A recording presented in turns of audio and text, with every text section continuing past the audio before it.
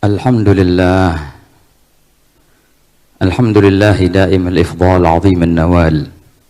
Allahumma salli wa sallim ala sayyidina Muhammadin al-badri al-mutalal bahi al-jamal jamil al-khilal sallallahu alaihi wa ala alihi wa sahbihi khairi sahbin wa al. Alhamdulillah, senantiasa puja dan puji syukur kita haturkan kehadirat Allah subhanahu wa ta'ala atas segala limpahan nikmat yang sangatlah banyak, yang tak terhingga. Yang di antara nikmat yang terbesar itu, Allah Ta'ala mengkaruniakan kepada hambanya suatu perihal yang sebenarnya bisa menjadi singgasananya, yang mana dalam hadis qudsi Allah Ta'ala menyatakan, sebagaimana disebutkan oleh Imam Ghazali dalam Ihya-nya, walau dengan sanad yang fihi kalam, Allah menyatakan, ma wasi'ani ardi wala samai walakin wasi'ani qalbu abdi. Sungguh tidak muat bagiku langitku ataupun bumiku, kata Allah Ta'ala, namun sangatlah muat, sangat nyaman bagiku hati sanubari hambaku. Hati sanubari seorang hamba singgasana bagi Allah Ta'ala, yang Allah Ta'ala lebih mendahulukannya daripada buminya dan langitnya.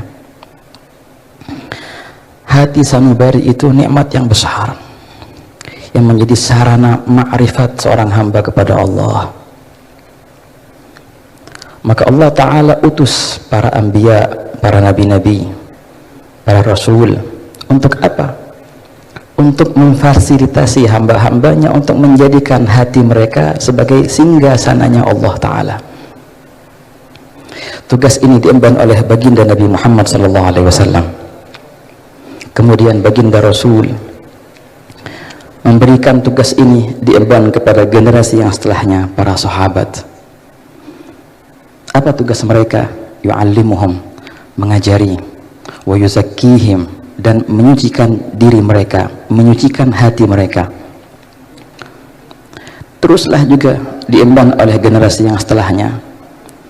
Selagi Al-Quran masih ada di hadapan kita, maka senantiasa rahasia dan sir itu masih ada di hadapan kita. Sungguh saya bicara di sini, ini adalah suatu tugas yang sangat dan amat berat untuk saya. Berbicara tentang seorang guru di hadapan beliau sendiri. Apa yang antum dengar dari saya, kalaupun ada yang indah, itu adalah hasil buah daripada bibit yang telah ditanam oleh para guru-guru saya di diri saya. Namun kalau seandainya ada yang salah, maka itu murni dari diri saya. Tugas itu diemban dari generasi ke generasi, sampailah kepada para guru-guru kita. Bukan hanya ilmu yang sanadnya bersambung, namun pemahaman dalam ilmu itu pun sanadnya bersambung. Pengamalan ilmu itu pun sanadnya bersambung. Bahkan sifat-sifat tertentu, sifat cinta, sifat kerendahan hati, sifat ketulusan, semua itu bersanad, bersambung dari rantai ke rantai sampai ke pusat dan muaranya baginda Nabi Muhammad sallallahu alaihi wa ala alihi wa sahbihi wasallam. Sekian tahun lamanya saya di sana melihat dari sosok beliau yang kita bersama akan mendengar untayan mutiara beliau. Setiap kali saya membaca dalam syama'il, cerita Rasulullah SAW, sifat-sifatnya Rasulullah SAW, saya teringat semua itu ke beberapa perihal atau beberapa peristiwa yang saya melihatnya langsung dari beliau. Sungguh terperagakan apa itu sunnah. Kalau engkau membaca Al-Quran, engkau baca, tapi kalau engkau mau melihat sosok Al-Quran yang berjalan, inilah orangnya, yang dia mengambil perihal ini daripada guru-gurunya sampai Nabi Muhammad SAW, yang berkata Siti Aisyah Ketika Siti Aisyah ditanya bagaimana akhlaknya Rasulullah, maka beliau berkata, kana khuluquhul Quran. Akhlaknya Rasulullah adalah Al-Quran. Kalau engkau membaca tentang hadis, silahkan baca. Namun engkau mau melihat wujud hadis sunnah Nabi yang berjalan, maka lihatlah di hadapanmu ini orangnya. Begitulah ikhwan. Saya teringat suatu peristiwa dari guru-guru kami pada musim dingin di kota Hadramut yang sangatlah dahsyat dinginnya itu. Dingin yang diiringi dengan kering.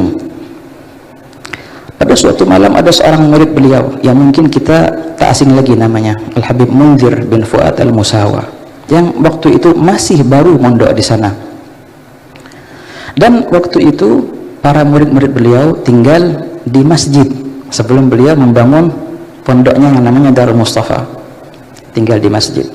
Ketika musim dingin itu, santri-santri beliau kekurangan selimut. Beliau datang di malam hari melihat santri-santrinya yang tidur dalam kedinginan.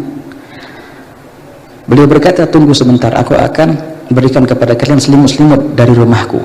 Mulailah diberikan selimut 1, 2, 3 sampai selendang yang biasa, biar murid-muridnya merasa hangat, jangan sampai mereka dingin. Tinggal ini satu murid yang belum kebagian selimut, Al-Habib Munzir bin Fuad Al-Musawa.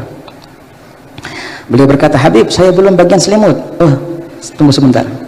Maka dibawakan selimut yang terakhir. Ketika selimut itu diberikan kepada sang murid ini, dia mencium sesuatu yang tak sedap. Mencium ada aroma anak kecil. Kok kenapa? Kok guru saya ngasih selimut yang ada aroma najis anak kecilnya? Dia merasa tersakiti hatinya.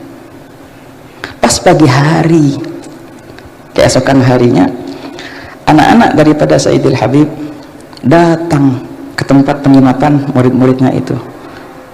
Karena memang anak-anak itu masih kecil dan polos, mereka berkata seperti ini, hei, gara-gara kalian kami sekeluarga tidur tanpa selimut, kami kedinginan.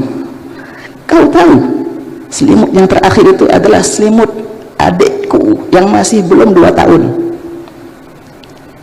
Tak heran kalau engkau cium apa itu. Itulah yang membuat muridnya ini tergertak. Seginikah pengorbanan seorang guru untuk muridnya, dia korbankan keluarganya. Seringkali waktu di Hadramut dulu saya melihat daripada keluarganya dan juru masak beliau datang ke tempat dapur umum pondok pesantren untuk mengambil sisa-sisa nasi dari murid-muridnya untuk makanan beliau. Itu sering kali, ikhwan. Kalau saya mau cerita tentang beliau panjang lebar, dan mungkin saya tertuduh di sini, saya sebagai murid, kalaupun itu diakui oleh beliau.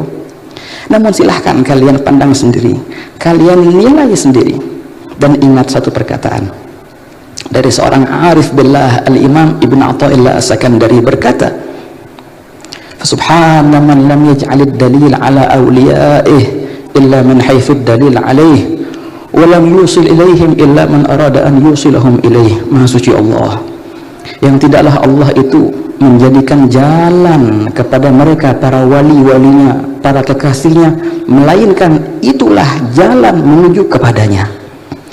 Tatkala engkau didekatkan kepada para kekasih Allah, para aulia Allah, sadar bahwasanya ini adalah Allah yang menginginkanmu. Allah mau engkau dekat kepadanya, bukannya engkau yang mau mendekat kepada Allah, namun Allah yang mau engkau dekat kepadanya. Oleh karena itu Allah menggiringmu untuk dekat kepada para orang kesolehin. Dalam hikmah yang lain beliau berkata, idza fataha laka wijhatan fi ta'arrufi ilaih fala tubali ma'aha an qalla 'amaluk fa innahu ma fataha laka illa huwa yurid an yata'arrafa 'alaik. Bila mana Allah membukakan kepadamu pintu untuk engkau berkenalan dengannya, maka jangan engkau pedulikan seberapa buruk amalmu. Bukankah Allah Maha tahu seberapa buruk amalmu? Namun Ia yang memulai, Ia membukakan pintu itu untukmu. Karena Allah tak membukakan pintu itu melainkan Allah yang mau untuk berkenalan, Allah yang mau untuk hinggap di dalam hati sanubarimu itu. Amma tadri anna al-a'mala salihata anta muhdiha ilaih wa ta'arufuhu wa muhdiha ilaik fa aina ma tuhdihi ilaih mimma huwa muriduhu alaik. Amal-amal salihmu dari salat, puasa, sedekah, itu usahamu, upayamu untuk dekat kepada Allah. Namun tatkala Allah Ta'ala menjadikanmu dekat dengan para salihin, ini adalah Allah yang menginginkanmu untuk engkau dekat kepadanya. Jauh sekali perbedaan ketika engkau berusaha untuk dekat kepadanya dan ketika ia Allah Ta'ala yang mau dekat kepadamu. Ketika kita mau mengunjungi seorang pejabat ataupun artis, ya sulit sekali SOP-nya. Namun ketika orang itu menginginkanmu, maka mudah sekali engkau akan jalan. Teman-teman yang hadir, mari bukakan hati kita. Lihatlah bagaimana warisan Nabi yang berjalan itu.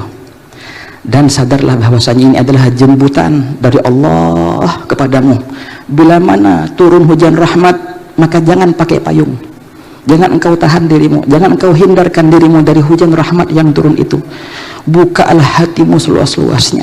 Dengarkan bukan hanya dengan telinga kepala, namun dengarkan juga dengan telinga hati sanubari.